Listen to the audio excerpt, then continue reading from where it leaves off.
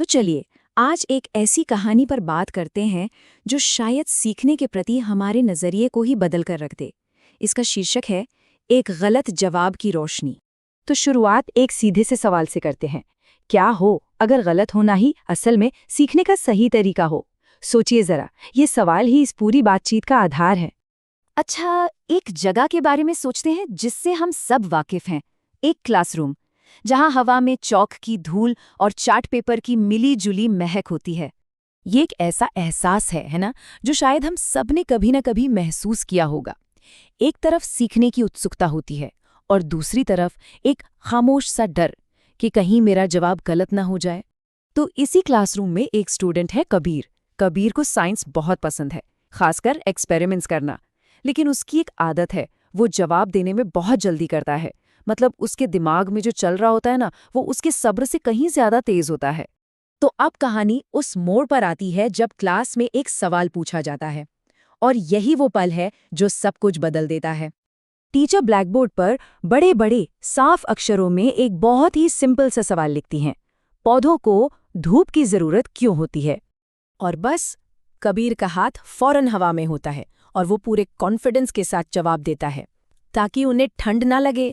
और इस जवाब के बाद क्लास में एकदम सन्नाटा छा जाता है। कुछ बच्चे दबी आवाज में हंसने लगते हैं, कबीर का चेहरा शर्म से लाल हो जाता है और वो अपनी डेस्क को ढूंढने लगता है, मानो वो बस कहीं गायब हो जाना चाहता हो। लेकिन यहीं पर कहानी का सबसे जरूरी मोड़ आता है, टीचर की प्रतिक्रिया, जिसके बारे में किसी ने सोचा भी नहीं था। अब देखिए, डांटने या हंसने की बजाय टीचर ने बहुत ही शांत और नरम आवाज में कहा, जवाब देने के लिए धन्यवाद कबीर। उनकी आवाज में गुस्सा नहीं, बल्कि एक समझ थी। ये देखना बहुत दिलचस्प है कि टीचर ने उस सिचुएशन को संभाला कैसे। सबसे पहले उन्होंने कबीर की कोशिश की तारीफ की, फिर उस सवाल को एक नए तरीके से देखने में मदद की, और आखिर में आसान सवालों के जरिए पूरी क्लास को सही जवाब की तरफ ले गईं। उन्होंने बस कुछ सीधे साधे सवाल पूछे, जैसे कि क्या पौधों में हम इंसानों जैसी फीलिंग्स होती हैं, या फिर क्या उन्हें भी हमारी तरह ठंड या गर्मी लगती है। इन सवालों ने स्टूडेंट्स को खुद सोचने पर मजबूर कर दिया। और बस यहीं से एक गलत जवाब के जरिए साइंस का एक बहुत बड़ा सबक सामने निकल कर आता है। टीचर समझाती हैं कि देखो, पौधे धूप का इस्तेमाल अपना खाना बनाने के लिए करते हैं, और इसी प्रोसेस को फोटोसिंथेसिस या प्रकाश संश्लेषण कहते हैं। ये परिभाषा अब पहले से कहीं ज्यादा साफ लग रही थी। तो इस तरह से एक जो गलतफहमी थी, वो एक सही समझ में बदल गई।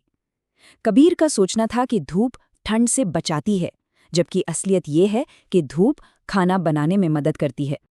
और तब जाकर कबीर को एहसास हुआ, उसे अपनी गलती पर अब शर्मिंदगी महसूस नहीं हो रही थी, बल्कि उसे ये लगा कि अरे, उसकी गलती ने तो सबको सही जवाब सीखने में मदद कर दी। पता है, कबीर की ये कहानी हमें एक बहुत बड़े यूनिवर्सल सबक तक ले जाती है कि गलतियां असल में सीखने की प्रक्रिया का एक बहुत ज़रूरी हिस्सा हैं। क्लास के बाद ना, कबीर के दोस्त ने उससे एक बड़ी कमाल की बात कही। उसने कहा, कोई बात नहीं यार, कम से कम तुमने कोशिश तो की। तुम्हारी वजह से हम सब असली जवाब अब कभी नहीं भूलेंगे। ये दिखाता है कि कैसे एक की गलती पूरे ग्रुप के लिए सीखने का एक मौका बन सकती है। फिर उसी शाम घर जाकर कबीर ने अपनी नोटबुक में बस एक छोटी सी लाइन लिखी, गलतियां सीखने में मदद करती हैं। ये एक छोटा सा वाक्य था, पर इसका मतलब बहुत गहरा था। तो यहाँ सबसे जरूरी बात ये समझने वाली है कि एक गलत जवाब का मतलब हार नहीं होता। ये तो इस बात का सबूत है कि कोई सोच रहा है, कोशिश कर रहा है, और सबसे जरूरी बात, सीख रहा है। ये तो आगे बढ़ने का एक कदम है। तो देखिए, गलतियां क्या करती हैं, वो हमारी समझ में जो कमियां हैं उन्हें सामने लाती हैं, सही जवाब को और भी यादगार बना देती हैं, और ये दिखाती हैं कि किसी में कोशिश करने की हिम्मत है। असल में गलतियां तो सबके लिए सीखने का एक नया दरवाज़ा खोल देती हैं। तो इस पूरी कहानी के आखिर में एक सवाल मन में आता है, आज वो कौन सा गलत जवाब होगा जिसे देने की हिम्मत की जाएगी, ये जानते हुए कि हर गलती असल में सीखने की तरफ एक नया कदम होती है।